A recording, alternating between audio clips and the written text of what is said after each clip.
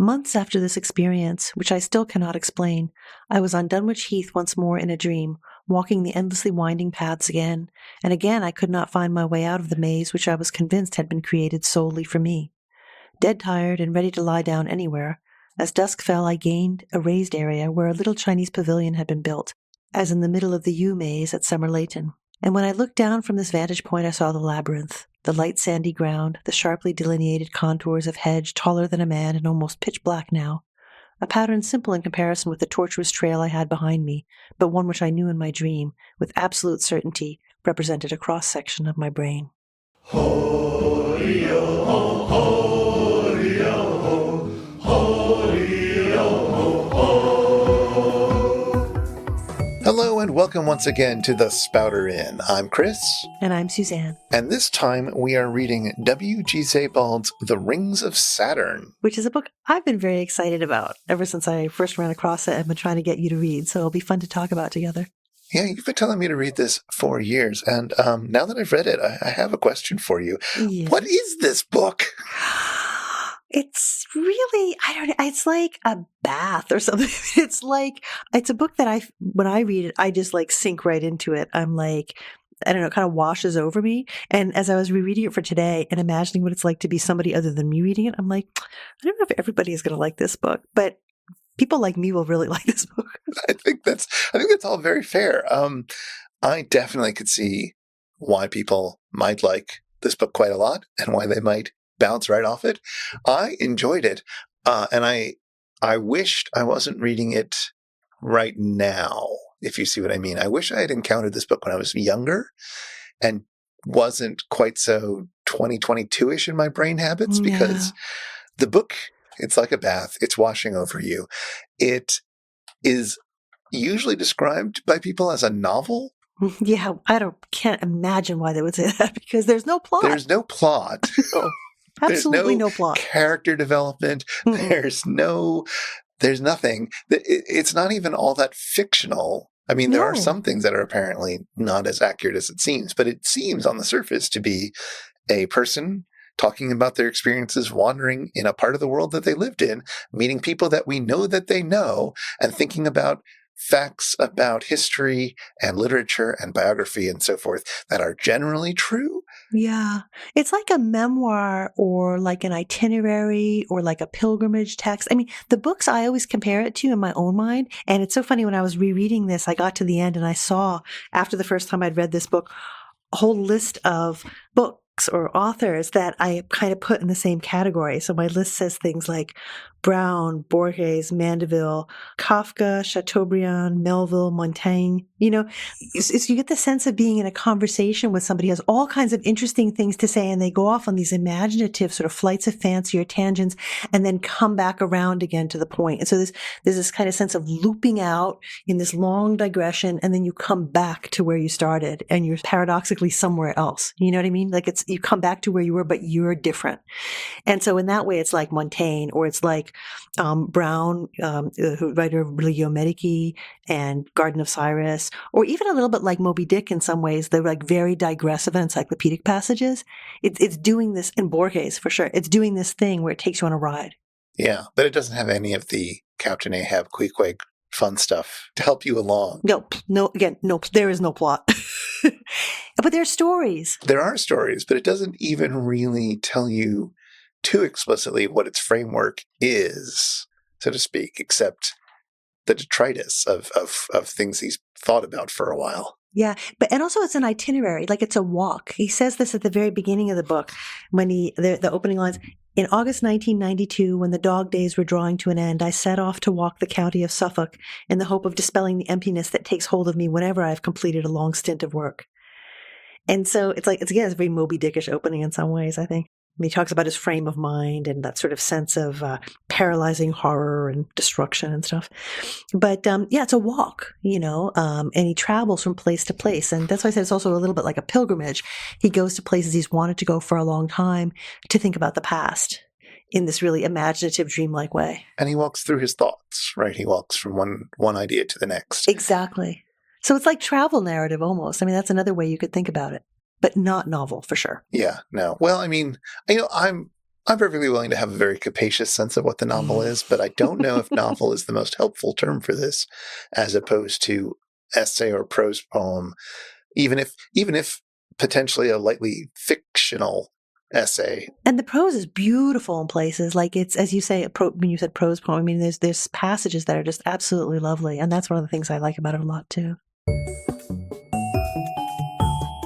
Well, what do we know about W.G. Sebald? Not a whole lot. His name, Winfried Georg Sebald, born in 1944, so very near the end of World War II in Germany. And he died in 2001, only aged 57, too young.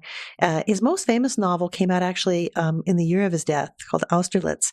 But The Rings of Saturn, which is the one we're reading, came out a few years before that in 1995. And as I said, I think it's pretty fabulous. He was a writer, also an academic, and he spent an awful lot of his adult life in England from 1970 onward, mostly at the University of East Anglia. But his writing was in German, but he supervised the translations into English closely. So he's one of these interesting writers who's clearly at home in multiple languages and kind of thinks a lot about this. One of the things that happens in The Rings of Saturn is he talks a good deal about the author Joseph Conrad. Again, a writer, a Polish background, first language was German, and he describes him coming to write in English in a way that is clearly kind of echoing or consonant with Sebald's own experience. So he's someone who lives between languages, I guess you would say. Yeah, and I imagine we'll talk more about Conrad in a bit. Let me give a little sense of what reading this is like to those who haven't read it before. This is basically going to be a summary of chapter 4, but it's kind of an impossible to summarize book, and even the chapters are kind of impossible, so bear with me. So chapter 4 begins with our narrator walking along a beach in, East Anglia, where he remembers that a naval battle had occurred between the English and the Dutch in 1672. And, it's hard now to imagine how much labor went into battles in the past. Oh, and also, he thinks, paintings of naval battles are notoriously unreliable because, of course, the artists are generally not at the scene. And anyway, this 1672 battle was small, but it could be argued that it had tremendous impact, marking the beginning of the Netherlands' decline and England's rise as a naval power. Oh, and also, 1 year earlier, our narrator was in The Hague, looking across the channel at England, and he had that day an encounter with somebody he thought might try to mug him, and so he was restless in his hotel. But the next day, he saw Rembrandt's painting of The Anatomy Lesson, which he's discussed a few chapters ago.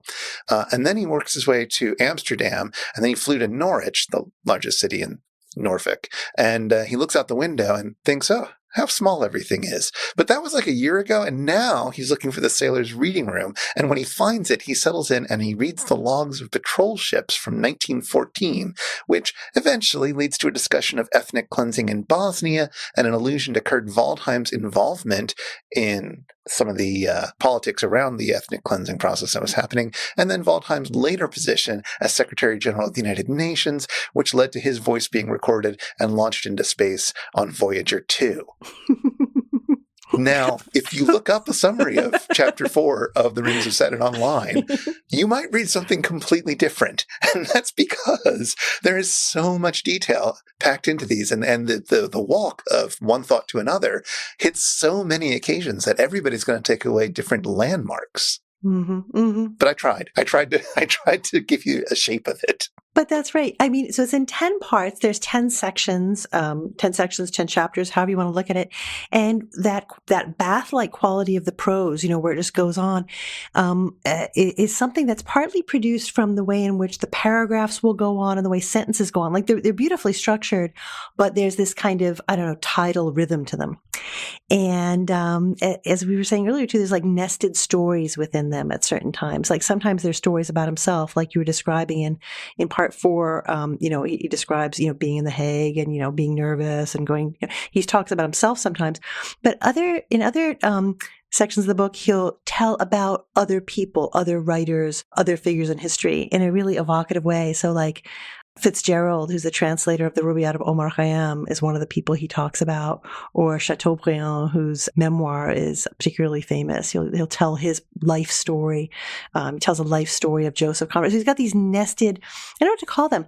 They're not they're sort of biographies, but they feel like story because they're so richly textured. So they're like little, what's the word, invagations, where it's like you go into the story and then you come back out of the story into his first person narration. So it's like being with somebody who can tell you all these fabulous little gems. It's not quite that he has the perfect story for every occasion, although he sort of does. It's that there's this like domino effect or something where one story will lead to another, will lead to another, will lead to another, will lead to another. And they are stories in the sense that you feel like you're being told about Conrad's life for a reason. Mm-hmm, he's not just telling it as something sort of in the abstract, like he's making a point or several points that he's drawing out, or he's mirroring things that are happening in Conrad's life with some of the other ideas that are rattling in his head. And so it's being told in such a way to draw this out and to trace out echoes and so forth. I can give a nice illustration of that way that the narration, the way you go in and out of the narration with regard to the story of Joseph Conrad. So he tells about this writer who's famous for a number of his works, but particularly his Heart of Darkness. And it's that book that's very much lying behind Sebald's invocation of Conrad, because it's not just that he's interested in writers. He's interested in, I think, writers as mediators of history. And in particular colonial history and some of the darker chapters of 20th century history in particular. And so the episode happens in chapter 5, and it's pages 104 to 23. So it's a long section, and you can sort of see the way in which he sort of dives into it. And he goes in to the story by way of an account of Conrad's mother. He says, in the late summer of 1861, Madame Evelina Korzeniowska traveled from the small Ukrainian town of Zhytomyr to Warsaw with her boy, Joseph Theodor Conrad, then not quite 5, to join her husband. And then it goes into their lives, the parents' lives, and then into the son's life, and so on. And there's a lot to say about it, but I just want to point out here the way you come back out of it. So he's gone into Conrad's life, talked about him, come to his arrival in Ostend in Belgium, and he evokes the terrible colonial history and exploitations of Belgium and the Belgian Congo. He says, all the passers-by in the streets seemed to him to bear that dark Congolese secret. And indeed, to this day, one sees in Belgium a distinctive ugliness dating from the time when the Congo colony was exploited without restraint and manifested in the macabre atmosphere of certain salons and the strikingly stunted growth of the population, such as one rarely comes across elsewhere. At all events, I well recall that on my first visit to Brussels in December 1964, I encountered more hunchbacks and lunatics than normally in a whole year. And he goes on telling this account of his own experience in that place. And ever since that first visit to Brussels, the very definition of Belgian ugliness in my eyes has been the Lion Monument and the so-called historical memorial site of the Battle of Waterloo. Why I went to Waterloo, I no longer know, but I remember walking from the bus stop past a bleak field. So he kind of comes out of the story into the self in this very brutal kind of way, marked by the dark history of the place. And each time he goes into one of these narratives, the coming back out into the self can be very harmonious, but it can also be very, harsh, like it is here. Well, so that's true. But it goes deeper, because in the middle of Conrad's story, he also talks about how Conrad, at one point in his life, ends up on a ship that's going between Lowestoft and Newcastle, which are two of the places he's visited on this walking tour. Mm-hmm. So he's thinking about how Conrad has been traveling along the same paths that he himself is at in the midst of this story. And he's also telling the story of Conrad. It's all a sort of not a digression, but it's all sort of a nesting and what was the word you used? Invocation. It's a little parenthetical, because the larger story around this is that he had been watching a BBC documentary about a guy named Roger Casement who got executed because of his political activism, which started out when he had gone to the Congo. He met Conrad there. He came back to Belgium, I guess, and then started trying to publicize the information about it and got into some political trouble with that because, of course, King Leopold didn't want any of that. He gets sent back, and then he starts thinking about his own situation because he is from Ireland, and at this point, Ireland is under colonial rule, and he starts becoming active in that movement until finally he is executed. There's a whole thing about Casement was gay. They found his notebook. They leaked it to the press, etc. And this led to a huge thing. So there's like tragedies within tragedies, but also personal connections to Sebald's narrator again and again on different levels throughout these stories. He's watching the documentary while he's at this place. He's thinking about Conrad. Conrad has been in this part of England, but also he's got that connection that you described with Conrad in Belgium, and this whole reflection on his experiences of Belgium as mediated through these historical stories. Mm-hmm. Yeah, and it's interwoven in this incredibly rich way, as you're evoking, right, where it's Casement and Conrad and Sebald himself. So you get these odd moments where, for example, he describes Conrad in Lowestoft, where he says, in the evenings when the darkness settled upon the sea, he will have strolled along the esplanade, a 21-year-old foreigner alone amongst the English. I can see him, for instance, standing out on the pier where a brass band is playing the overture from Tannhäuser as a nighttime serenade.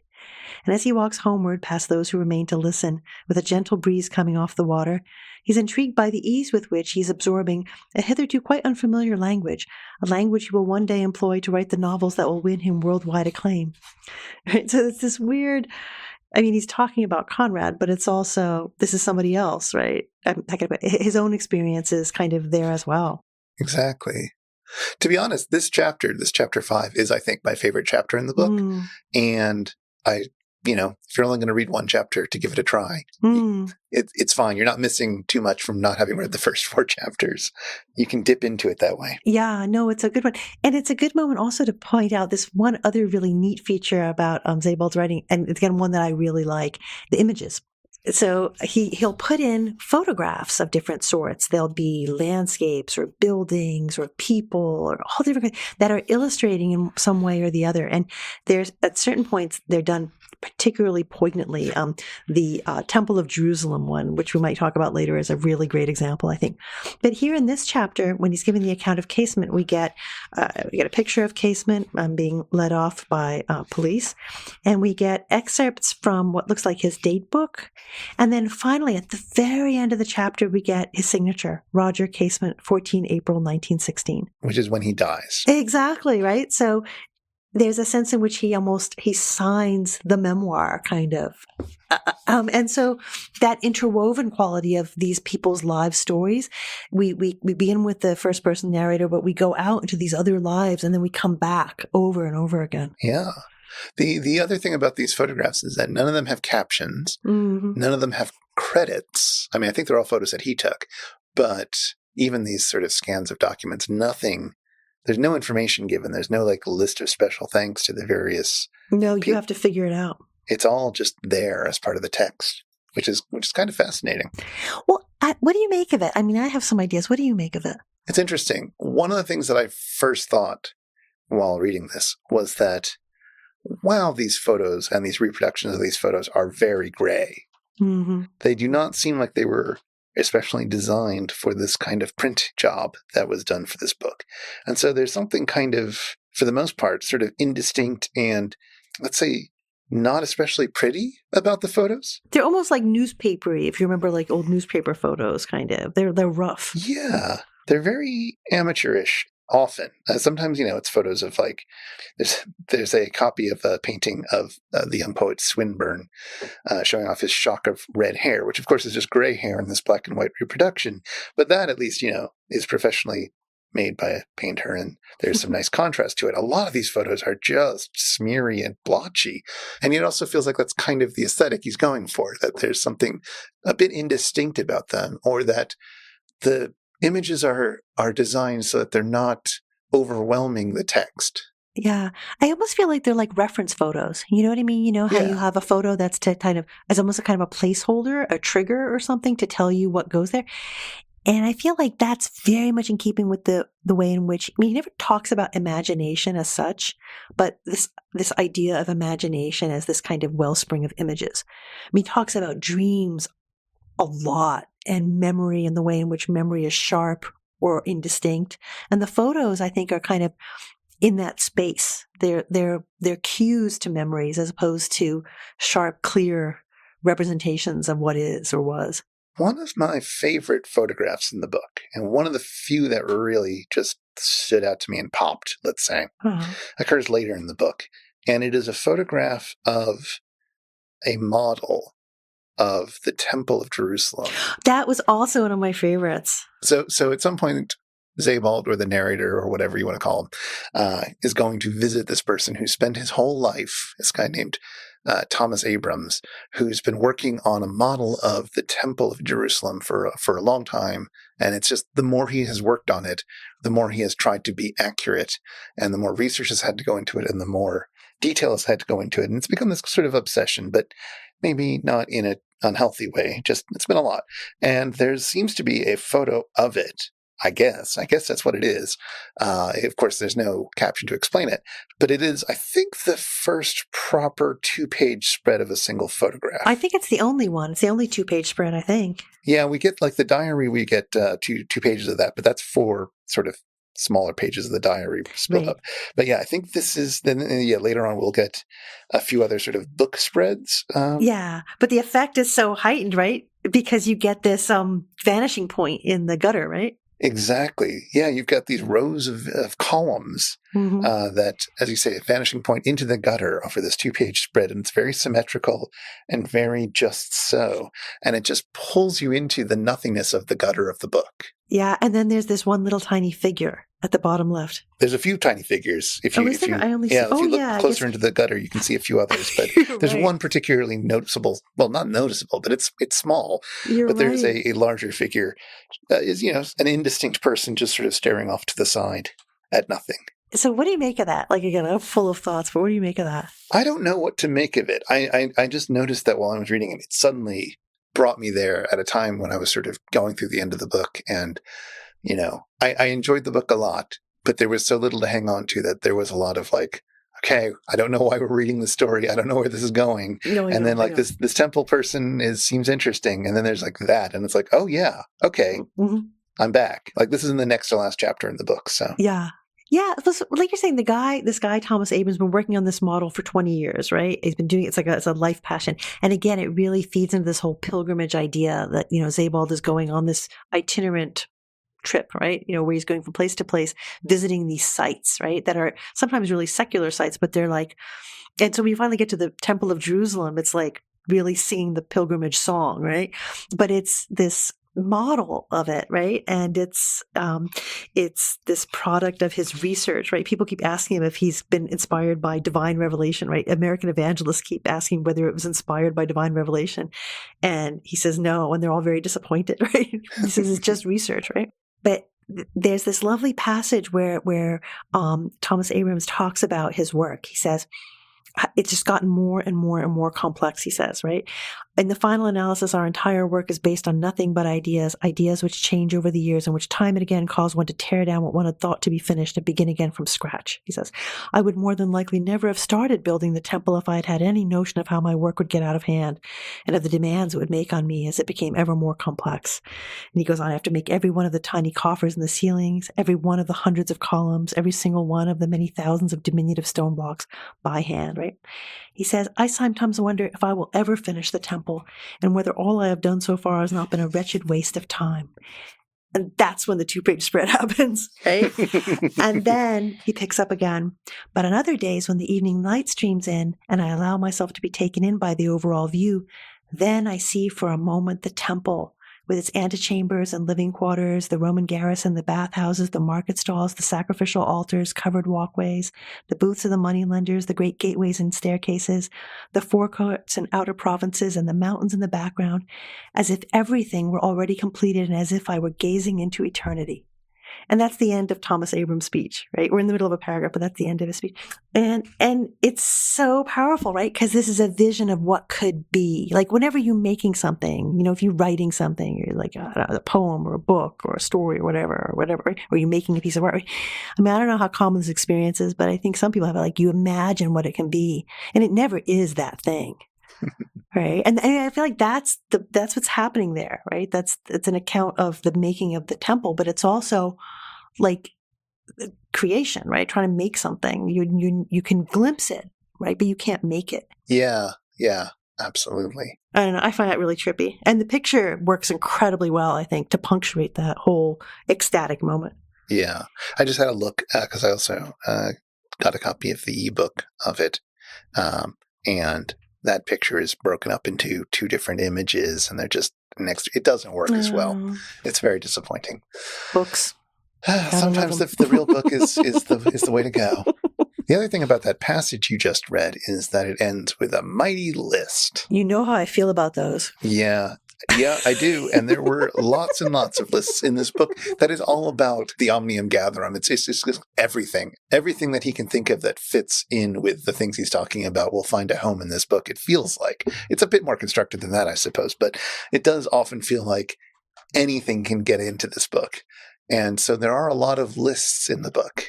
Yeah, when we plan an episode, we always like sort of make a few notes for ourselves, things we want to make sure to touch on and, themes, topics, Here, one of the topics in our notes that I wrote was more lists because so I will restrain myself and not talk about too many of them. But just to kind of maybe grab one or two that are just really powerful. I mean, to say what they're for. I mean, he's not just doing it because as a default, like this is something very purposeful.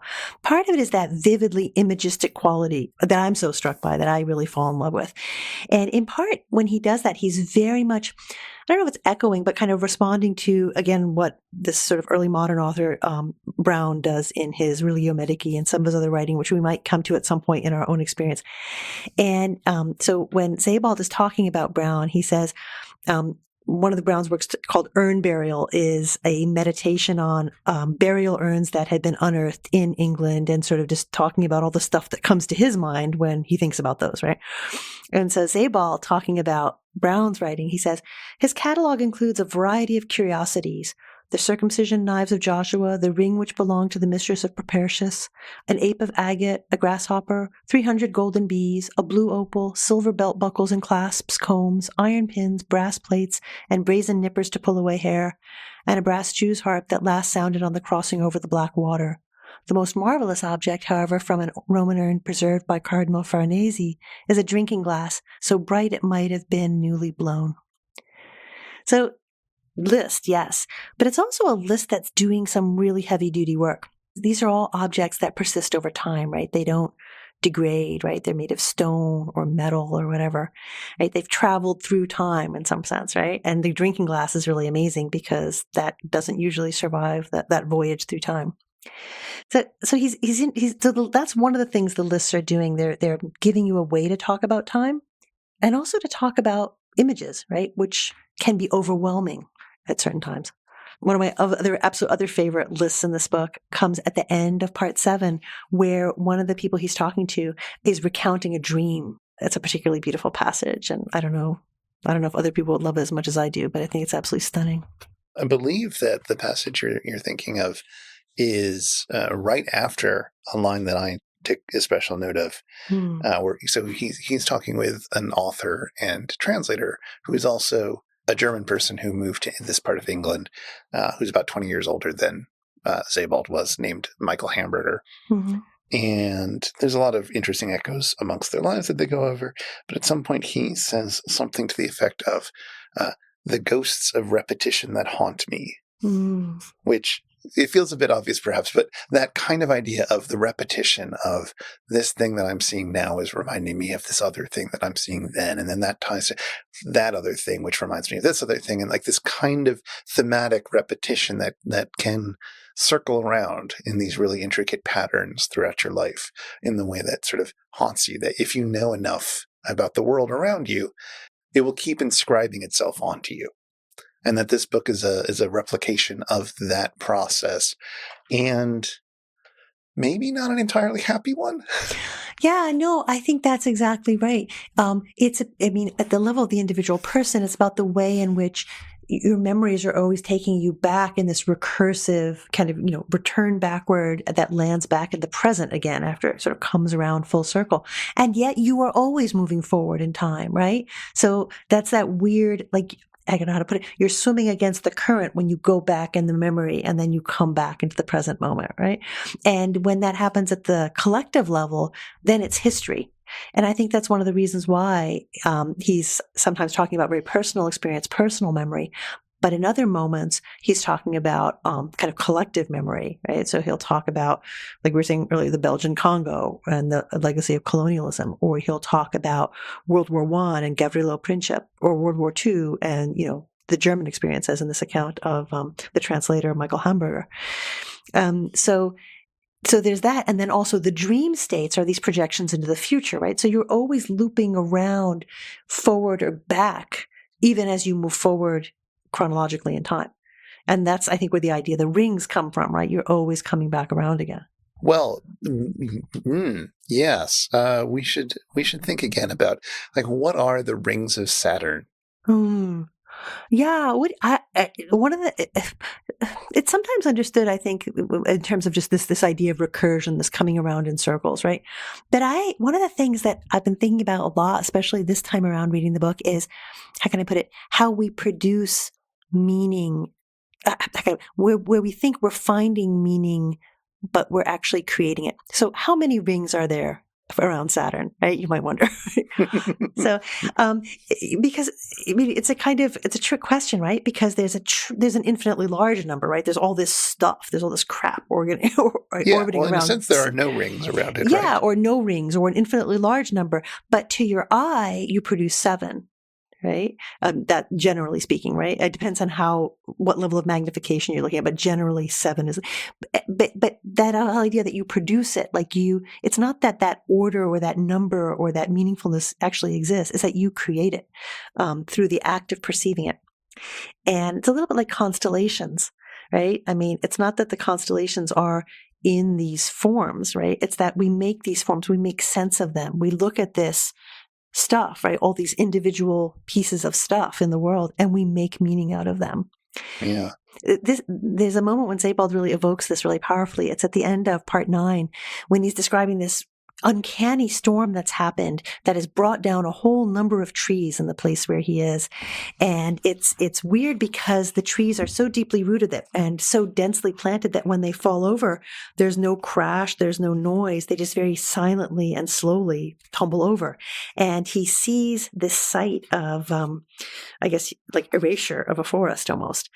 And it says this: the ancient trees on either side of the path leading along the edge of the park were all lying on the ground as if in a swoon, and beneath the huge oaks, ash and plane trees, beeches and limes, lay the torn and mangled shrubs that had grown in their shade, tuyas and yews, hazel and laurel bushes, holly and rhododendrons. With pulsing radiance, the sun rose over the horizon. Then a few lines later he says, I recall that during the night, doubting what I had seen with my own eyes, I walked once more through the park. Everything was in deep darkness, but the stars had come out in a display so resplendent as I had seen only over the Alps when I was a child, or over the desert in my dreams.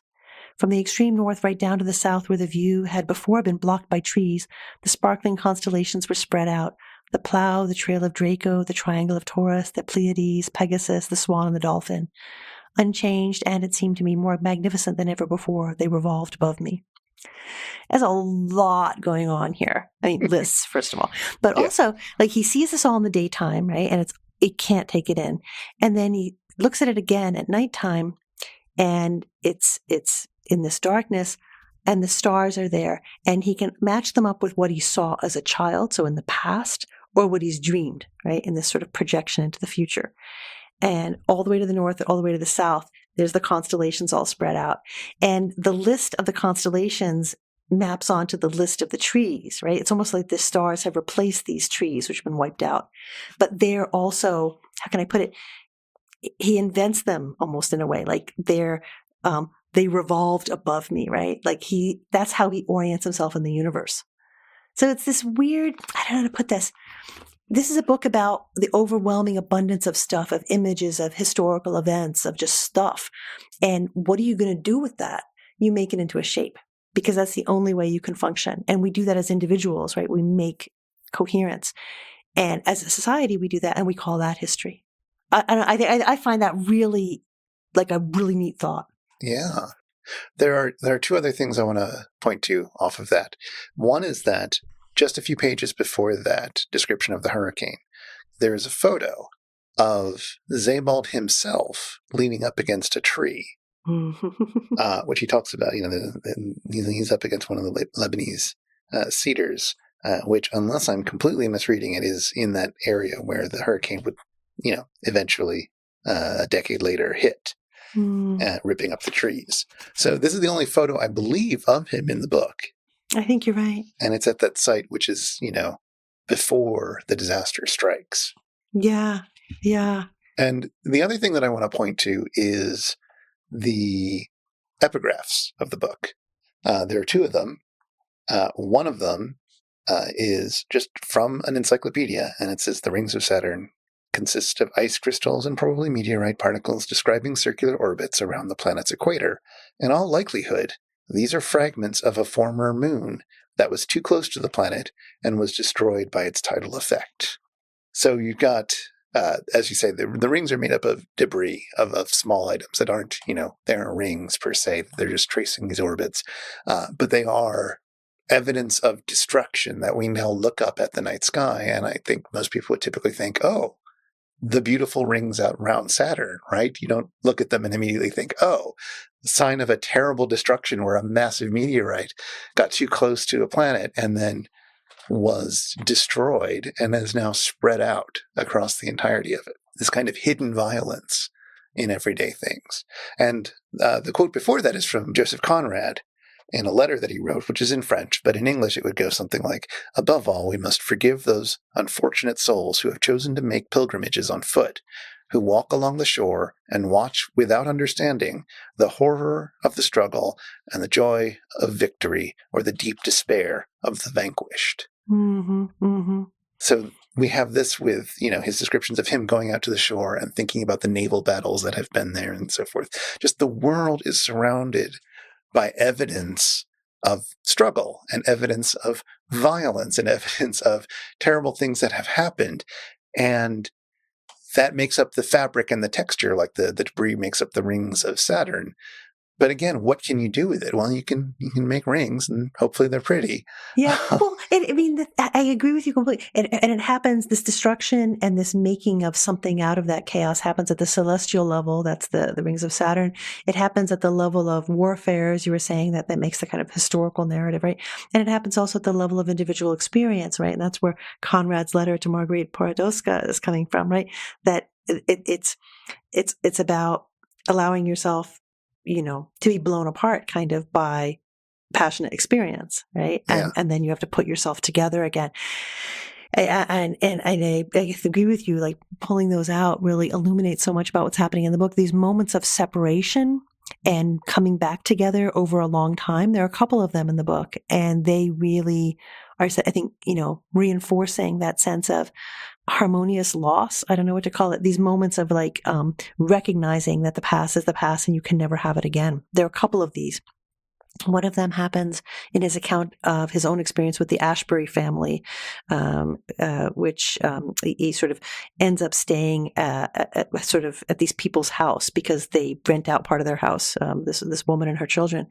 And he develops a relationship with one of the children, grown young women.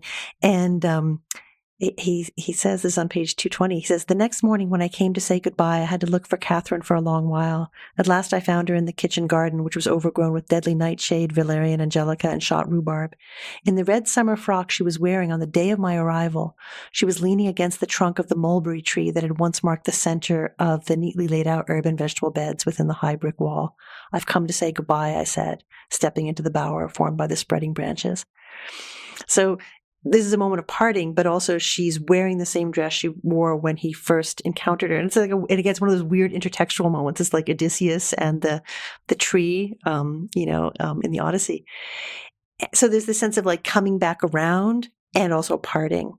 And this happens in other moments as well. For example, when he's doing the section on the memoirs of Chateaubriand, where there's this encounter with a woman he had known 27 years ago, and they come together.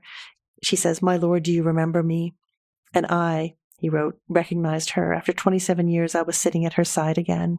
The tears swelled up in my eyes, and I saw her through the veil of those tears exactly as she had been during that summer, which had long sunk into the shades of memory. "Et vous, madame, me reconnaissez-vous?" I asked her. Right? So they're asking one another, "Do you remember me? Do you remember me?" And they're far, far away from that first moment, right? They've come around full circle, but they're far away from where they started. I'm not putting it very well, right? But there's this, it's about how time takes you forward in a linear way, but it also takes you right back to where you were before, through memory and then sometimes through these encounters. Yeah. There's absolutely a sense that time doesn't really exist in a sense, or it's very fuzzy. You make it, right? Yeah. You make sense of it. Remember, Augustine was talking about this, right? You have to, it's an order you create, because otherwise you couldn't function. Exactly. But he's not letting it be ordered chronologically, so to speak. He's letting it be ordered in other ways. So time keeps circling around itself, which is, when I gave that summary of chapter 4, the time is all over the place. Like he's on the beach, he's looking at the battle. The battle happened several hundred years ago. He's now thinking about a year ago when he was on the other side of the channel and what he was thinking about. And then like the things that happened in the days up to it, and then coming back to now, and then going back to 1914. This is all happening, so to speak, at once or over the course of a day, but it's also taking place in a bunch of different times. And that's just the texture of time as he's understanding it, as he tries to understand the world in ways that are more profound than strict chronology allows. And also exposing the way you make it, the way you construct it. I think he's also kind of unpacking that so you can see the scaffolding kind of that is usually invisible. I want to read just like the last paragraph of the novel. Quote unquote novel. Quote unquote novel. Today, as I bring these notes to a conclusion, it is the 13th of April, 1995. It is Maundy Thursday. I'll just skip ahead a little bit. On this very day, 397 years ago, Henry IV promulgated the Edict of Nantes. Handel's Messiah was first performed 253 years ago in Dublin. Warren Hastings was appointed Governor-General of Bengal 223 years ago. The Anti-Semitic League was founded in Prussia 113 years ago. And 74 years ago, the Amritsar massacre occurred when General Dyer ordered his troops to fire on a rebellious crowd of 15,000 that had gathered on Jallianwala Bagh Square to set an example. And then he describes that a little bit. And then 50 years ago to the day, British newspapers reported that the city of Celle had been taken and that German forces were in headlong retreat from the Red Army, which was advancing up the Danube Valley. And finally, Maundy Thursday, the 13th of April, 1995, i.e. today, was also the day on which Clara's father, shortly after being taken to hospital in Coburg, departed this life. Now, who is Clara? Clara is somebody that he mentioned once in the previous chapter, in the middle of other things, just mentions that he's meeting up with her for a drink and does not describe the drink or does not say anything about Clara. That's all we know about Clara, as far as I can tell. It was such a confusing moment that I just, I've got the ebook. I'm going to search for Clara. Did I miss a Clara? Is there actually a plot going through this? Should that hit me particularly hard? Well, maybe. Like, there's something about the fact that we don't really know who Clara is in his life, but it's somebody that he knows and will get a drink with, and then her father passed away. And, I mean, that is enough to be sad on its own.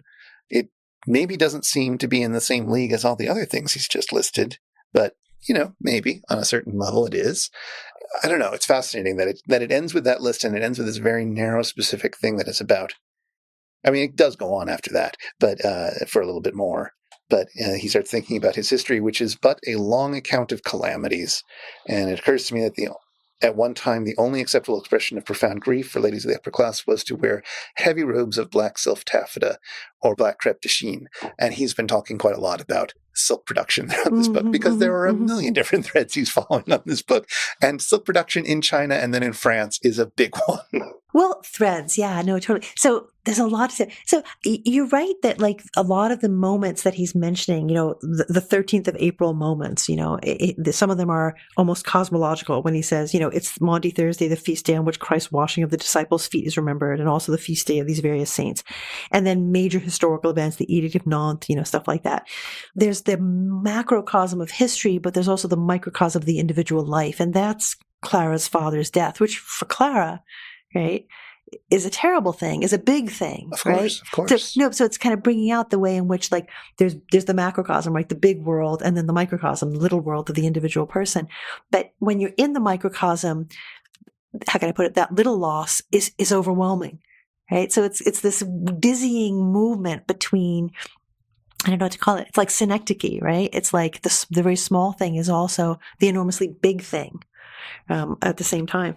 And also you were mentioning like silk, silk and silk manufacture and like actual pieces of silk show up over and over and over again through this work. So one thing that structures it is the 10 sections, the 10 chapters, and this digressive circular way of moving. But the other thing I think that kind of knits it together is like these little pieces of silk, right? This idea of like silkworms, mulberry trees, the business of making silk, strips of silk, like it shows up over and over again. What do you make of it? Oh gosh.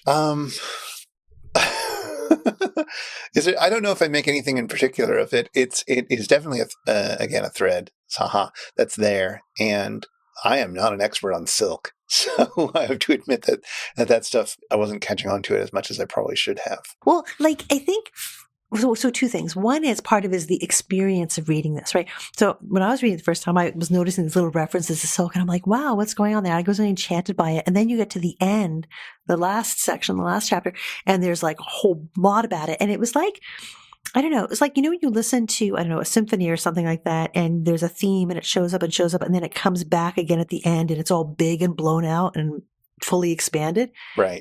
That's what it's like. It's like listening to music. I mean, that's how it strikes me. So I was really turned on by that. The other thing he's doing with the silk stuff is, we talked before about Thomas Brown being someone whose work he's kind of very intertextual with here.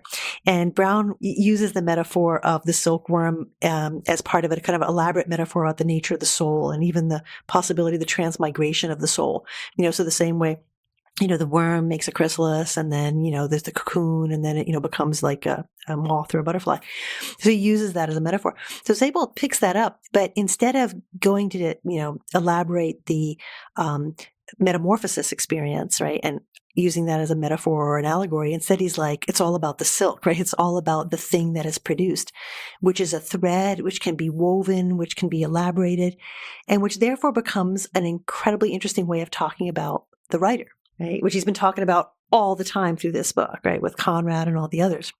So there's a nice little passage where he brings that out explicitly, or as explicitly as he's ever going to get. And it's in the last section. It's on page 283, where he says this. He's talking about silk weaving factories, what the weavers experience and how much stress they have, whole thing. So that weavers in particular, together with scholars and writers with whom they had much in common, tended to suffer from melancholy and all the evils associated with it, is understandable given the nature of their work, which forced them to sit bent over day after day, straining to keep their eye on the complex patterns they created. It is difficult to imagine the depths of despair into which those can be driven who, even after the end of the working day, are engrossed in their intricate designs and who are pursued into their dreams by the feeling that they have got hold of the wrong thread. Right? So he's talking about weavers, but he's also talking about, people who create things, right? And so those metaphors of the design, the thread, it's all one thing for him.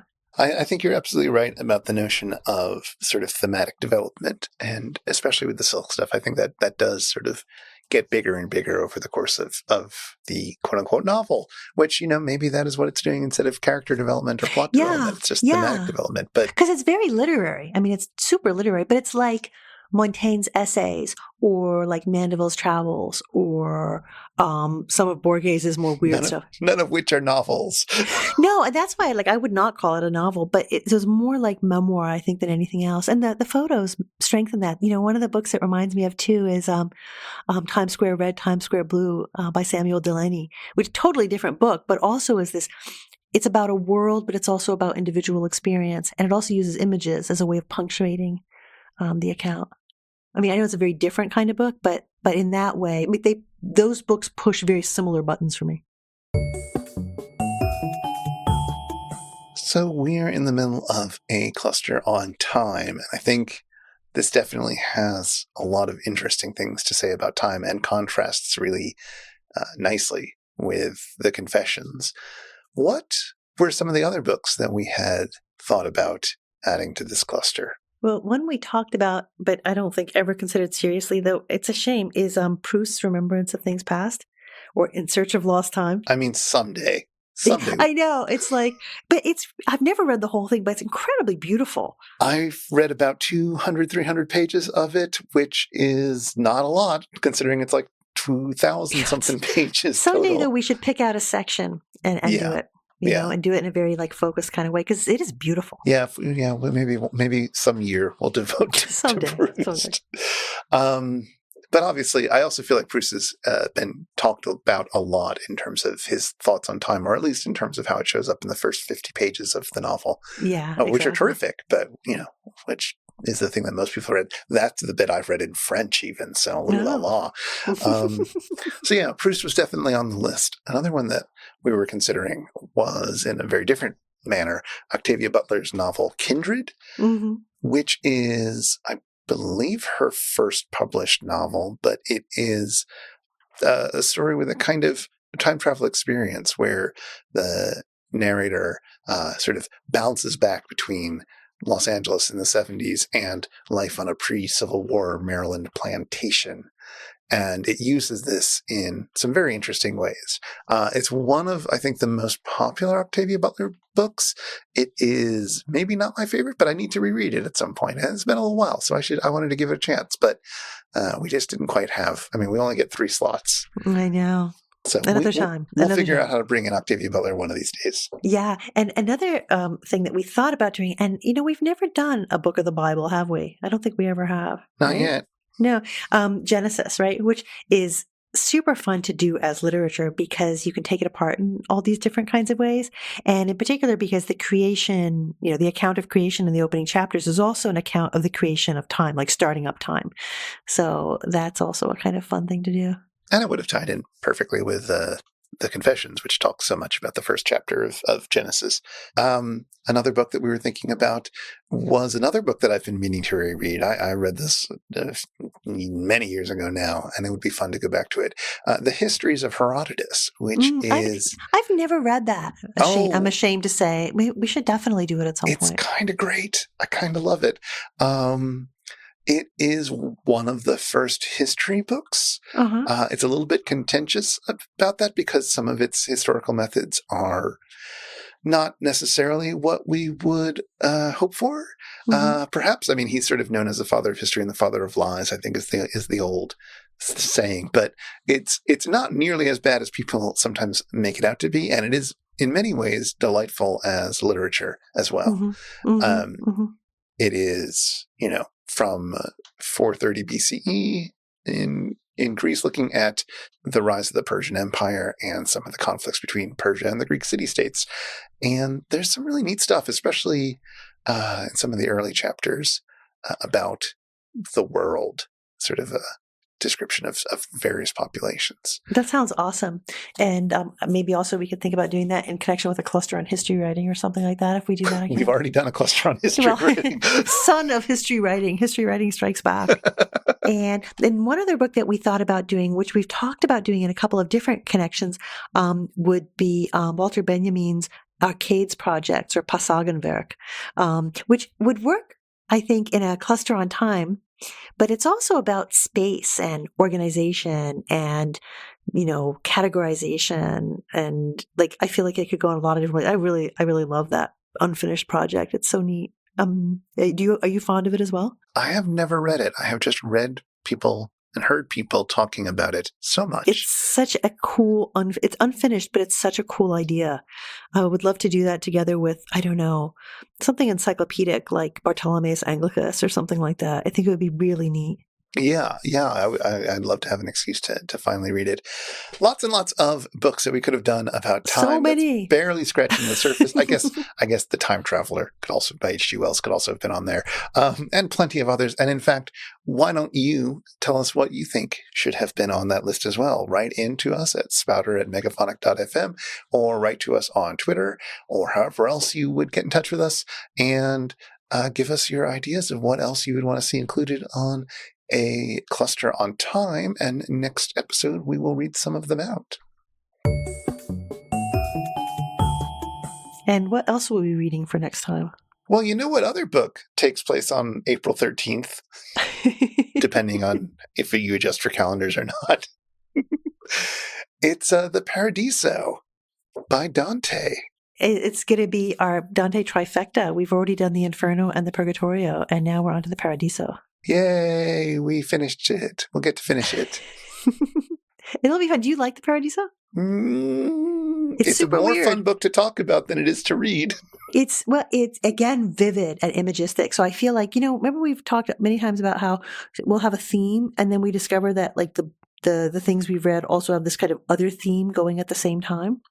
And it'll be neat to talk about that when we're talking about the Paradiso to see if that's happened as well. I remember the vividness of it being as you got closer and closer to the end of the book, as you got closer and closer to God, so to speak, that the imagery tried its hardest to get whiter and whiter.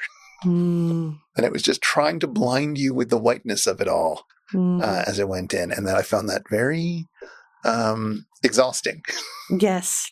Yeah. No, there'll be a lot to say about that, right? Well, it's meant to be harder and harder to wrap your head around, right? It's meant to be more and more remote from human experience, right? That's true. And it gets more and more, I guess, abstract as it goes along. But we'll talk about this next time, I suppose. Yeah. In the meantime, if you'd like to get in touch with us, you can email us at spouter@megaphonic.fm, or we're on Twitter @thespouter. We'd always love to hear from you. Show notes with links for anything we've mentioned in this episode are at megaphonic.fm/spouter/54, and the Spouter-Inn is one of the fancy little podcasts over at Megaphonic FM. So until next time. Until next time, see you again at the Spouter-Inn.